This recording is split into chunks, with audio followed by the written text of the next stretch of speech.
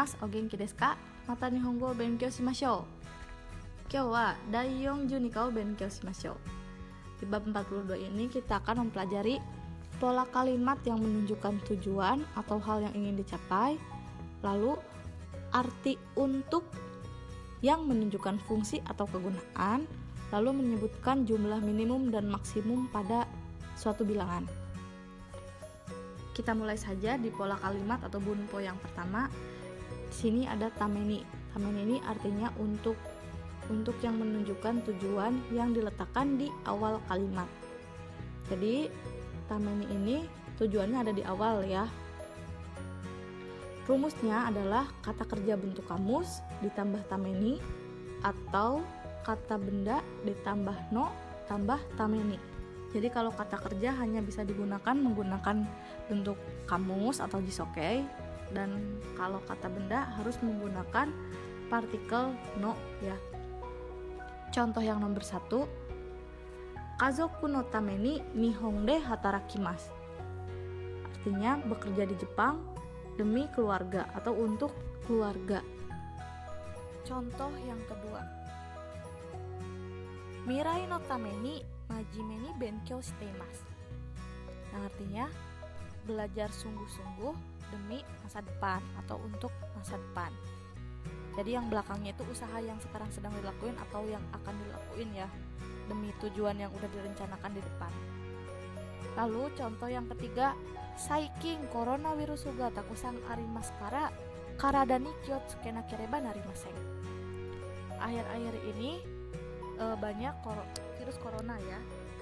Karena banyak virus corona jadi harus memperhatikan tubuh. Kenkou no tame ni mainichi kenkou sokuhin o tabemasu. Jadi demi kesehatan atau untuk kesehatan setiap hari memakan makanan yang sehat.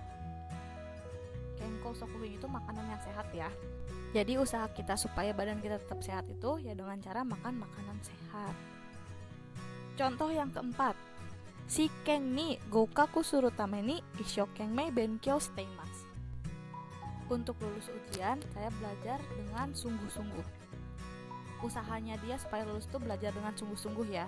Dan target dia adalah lulus. Jadi tujuannya lulus, usahanya ya belajar dengan sungguh-sungguh. Hai, sampai situ saja tameninya. Kita lanjut ya ke pola yang kedua. Ada kata kerja bentuk kamus, dipakaikan partikel no, ditambah ni, atau kata benda langsung ditambah ni. Jadi ini rumusnya kebalikan dari tameni ya.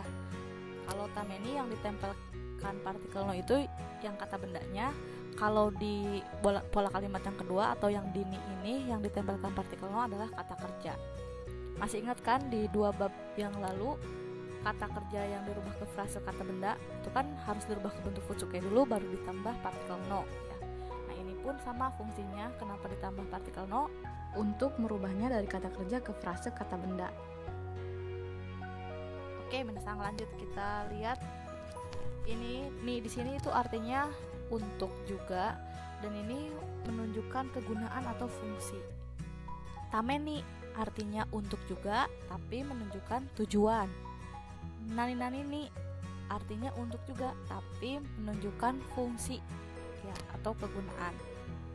Kita lihat contoh yang pertama. Bolpen wa ji o kaku no ni sukaimasu. Yang artinya pulpen digunakan untuk menulis huruf. Ji di sini huruf ya. Kita ngomongin pulpen. Fungsinya adalah untuk menulis. Jadi kaku no ni belakangnya sukaimasu. Belakangnya bebas ya. Nih Bang. Toke wa jikang o miru no ni sukaimasu. Jam digunakan untuk melihat waktu. Kita ngomongin jam, fungsinya untuk melihat waktu. Jikang o miru no ni. Lalu yang nomor 3, watashi no uchi wa kaisa kara toi desu ga supa kara wa chikai desu. Watashi no uchi wa kaisa ni kayou no ni fuben desu ga kaimono ni benri desu. Jadi rumah saya tidak praktis kalau untuk pulang pergi pulang balik ya ke perusahaan, tapi praktis kalau untuk berbelanja karena tadi dekat dengan Supa ya. Nah, jadi untuk kegunaan atau fungsi yang seperti itu juga bisa ya. Fungsi rumahnya itu atau kegunaan rumahnya itu, manfaat rumahnya itu untuk gampang ke Supa, ke supermarket. Tapi nggak gampang kalau buat pulang pergi ke perusahaan. Tuh. Contoh selanjutnya. Yang terakhir, kono kabang wa okikute ryoko ni benri desu. Tas ini besar dan juga praktis untuk bertamasya atau jalan-jalan. Nah, jadi yang ditempelin noninya itu fungsi yang disebutkannya. Nah, untuk bendanya, benda yang jadi topiknya itu tetap di depan ya, pakai partikel wa boleh ya. Oke, selanjutnya kita lanjut ke pola kalimat yang terakhir. Nah, di pola kalimat terakhir ini ada kata keterangan bilangan wa. Keterangan bilangan wa ini digunakan ketika si pembicara menunjukkan perkiraan jumlah minimum. Ingat ya, ini hanya perkiraan jumlah yang minimum atau yang paling kecil menurut si pembicara. Contoh yang nomor 1 ada Nihong e ikuno ni hachi jikan wa kakarimasu. Yang artinya untuk pergi ke Jepang memerlukan waktu 8 jam. Untuk pergi ke Jepang memerlukan waktu paling sedikit itu 8 jam. Paling sebentar itu 8 jam. Pakai Garuda ya. Nih Bang.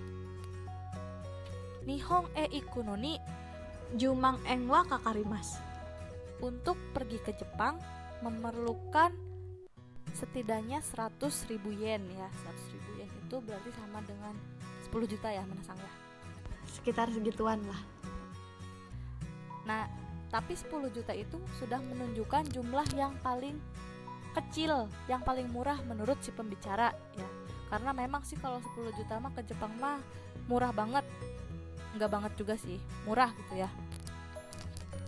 Oke, itu aja contoh yang menggunakan partikel wa. Selanjutnya kita lihat ke keterangan bilangan yang menggunakan partikel mo. Kalau yang tadi wa, sekarang mo. Yang tadi minimum, sekarang maksimum. Artinya jumlah yang besar menurut si pembicara.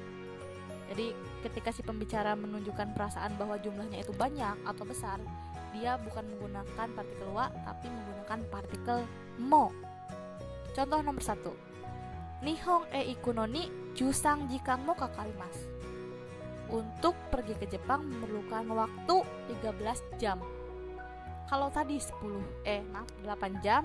Nah, kalau yang paling lamanya itu 13 jam. Contohnya ya. Jadi dia ngambil waktu yang paling lamanya menurut dia. Yang nomor 2, Nihong e ikuno ni gojumang eng mo kakarimasu. Jadi untuk pergi ke Jepang memerlukan uang 500.000 yen. 500.000 yen itu sekitar 50 juta, menasang luar biasa ya. Jadi menurut si pembicara maksimalnya tuh 50 juta katanya. Nah, lalu kita lihat lagi contoh yang percakapan. Contoh percakapan ini kata si A, Nihong e ikuno ni gojumang eng wa kakarimasu. Kata si B, gojumang eng mo kakarun desu ka? Jadi di sini ada dua pemikiran ya. Si A ngomong 500 juta yen itu adalah yang paling murah. Jadi dia menggunakan partikel wa. Sementara si B mikirnya 500.000 yen itu adalah mahal banget. Jadi dia pakainya partikel mo. Jadi tergantung pemikiran si pembicara lagi ya. Hai minasang, cukup sekian untuk pembelajaran di bab 42 hari ini. Semoga bisa diterima oleh kalian. Dan kalau ada komentar atau saran apapun silahkan tulis di kolom komentar. Ditunggu ya komentar dari kalian. Ditunggu juga video pembelajaran selanjutnya ya minasang. Jangan lupa pantengin terus video pembelajaran bahasa Jepang dari kami. Terima kasih.